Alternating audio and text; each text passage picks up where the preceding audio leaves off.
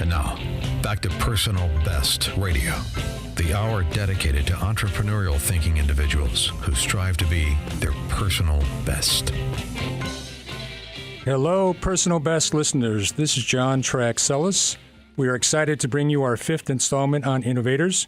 Today, we're going to explore how to ignite the creative genius within your company so as to lead the company and the people within to your next innovation and beyond. Our guest today is Diana Martinez of Spark Creative Consulting, who will share with us her unique approach of helping companies collaborate and innovate. Welcome to the show, Diana. Thank you.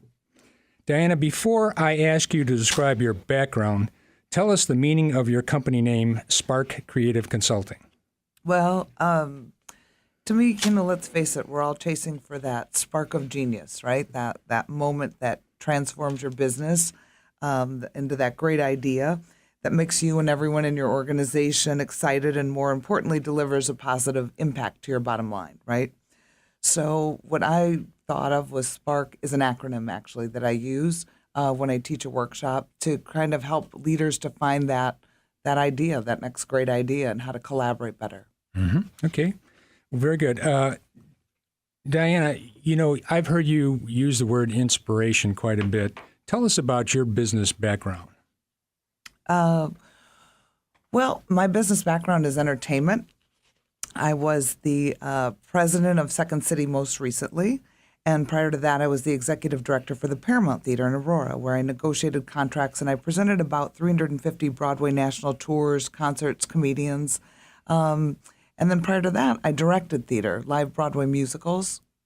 And I did about 50 musicals, and I did that at Pheasant Run Theater in St. Charles. And now I'm consulting, and I'm speaking to help bring creative ideas and results to the corporate world. Mm-hmm. Did you notice anything specific about the corporate world that was the foundation for your consulting practice? I did. I think that the corporate world's a little bit different than the entertainment world in that the entertainment world, you have to consistently innovate on a constant basis in order to remain relevant. And so you have to have that aha moment, like, let's do this show, or how about this concept? And in business, I think those ideas come, but not quite as often. And I was trying to offer a way for businesses to move in that direction and have more consistent creativity and collaboration. And so I work with companies to teach them how to come to that aha moment, how to collaborate better, what makes a good collaborator. Mm-hmm. Well, it sounds like you view collaboration as an essential element of innovation. What do you do for companies to help them work better as a team and to collaborate? First, I'll teach them why collaboration is necessary. And I also teach how it works. And I teach how it's in the DNA of any good producer or a director. It's kind of the foundation of how they were trained, actually. Any good producer usually was a director. Any good director usually was an actor. So they have the same foundational understanding of how collaboration works and how to work together. And I've spent the last 2 years actually really studying that process and breaking it down into a code for creativity and innovation. And I've seen it work countless times. So what I'll do is I'll take the team behind the curtain and kind of share some of the secrets and the sauce that teaches them to engage members of their organization and teach them how to create a culture of creativity and collaboration, how to effectively collaborate and brainstorm. Inadvertently, it teaches you how to think a little faster on your feet because you have to be able to think in the moment. Mm-hmm. I work on building confidence in communication and also inspiring employees to take the reins of creative ideas and inspiring leaders to create that environment for them so that they have the opportunity to express their ideas. And I also talk about co-creating inside the organization as well as outside with vendors and consumers. Mm-hmm. You didn't use the word engagement, Diana, but basically it sounds like you try and create a strong environment for engagement of the employees. That's exactly right. Yeah. Exactly right. A lot of people just put their head down, come to work and do their job because they haven't been invited or asked to participate. Mm-hmm. So you view people as an asset within the company? Completely. Completely. Okay, good. Diana, what have you found to be the greatest obstacle to people collaborating in companies? The biggest number one reason is they haven't been asked. A lot of times people have great ideas, but they feel like it's not my job, it's not my place, no one asked me. And the number two reason is fear. People are afraid that they'll step on toes or they'll be out of line or considered out of line for putting something out there. They're afraid to step on their boss's toes. So the number one thing that an owner or a president or a manager can do is to relax the environment and invite engagement, invite discussion, invite conversation, and pose a question.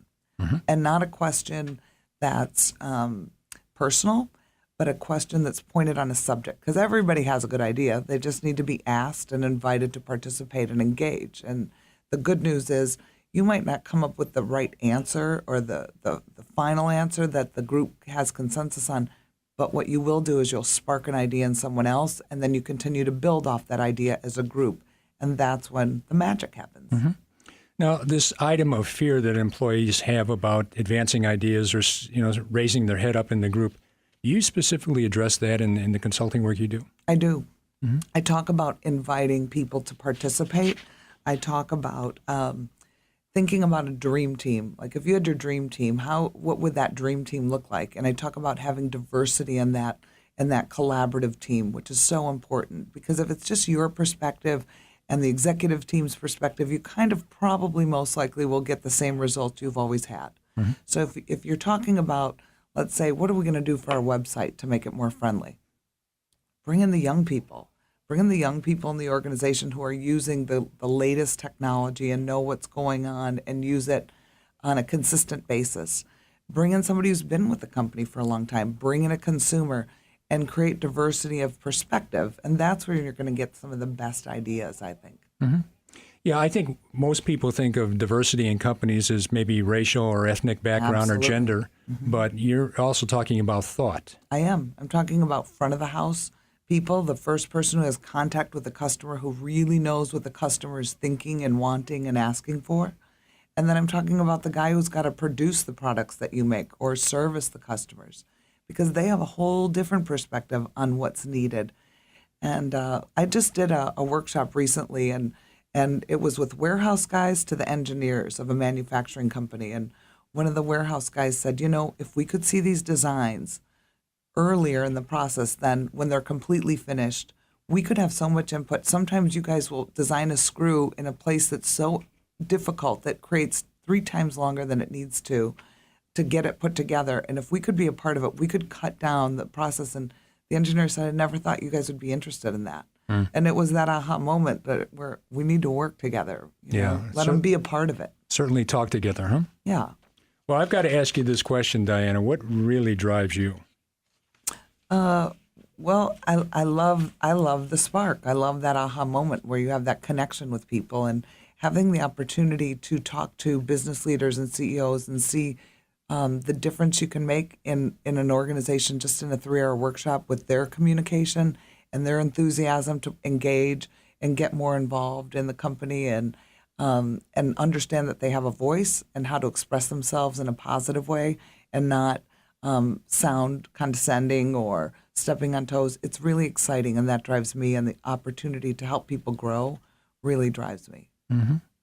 So in a sense, you're kind of performing for them, and they're your audience, and you get to see them change right in front of your eyes. I do. That has to be very, very gratifying to you. Very. When you see somebody who's shy in the beginning and they're like, I don't know if I want to do this, and by the end they're laughing and engaged and participating, it's really rewarding. Do you largely deliver your services, Diana, through workshops? I do workshops, yes, and I do keynotes. Keynotes? Okay, good. And basically, you're probably only as good as your last gig. Is that right? Isn't that the way? Always. It's one thing I haven't left behind in the entertainment business, right? Yeah, that's true. And being able to get up in front of an audience and perform is something that people can't do very well. Yeah, it's fun. It's a lot of fun. Especially my sessions are extremely interactive, because I believe that an employee or a person or a CEO is going to learn by experiencing more than me talking about creativity, because really, who wants to talk about it? But when you have that moment or you have that connection and you experience it, I think it resonates far deeper. And It really helps. Last question. How can people reach you, Diana? SparkCreativeConsulting.com is where they can reach me at. Very good. Thank you very much, Diana. Thank you for having me. I'm John Traxellis. Thanks for listening on Innovators on Personal Best, and see you next week on the radio.